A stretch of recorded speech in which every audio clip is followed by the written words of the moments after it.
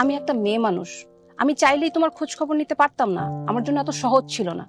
কিন্তু তুমি তো একটা ছেলে মানুষ, তুমি চাইলেই আমার খোঁজ নিতে পারতে। আর খোঁজ নিবে কি, তোমার কাছে তো আমার অ্যাড্রেস ছিলই, তুমি চাইলেই কিন্তু আমার সাথে যোগাযোগ করতে পারতে, কিন্তু তুমি সেটা করোনি। চেষ্টা করেছিলাম, স্টিল আম সরি। আসলে মাঝখানে কয়েকটা দিন, ইনফ্যাক্ট কয়েকটা বছর আমি খুব এলোমেলো ছিলাম। আমার অনেক মানুষের সাথে সখ্যতা হয়েছে,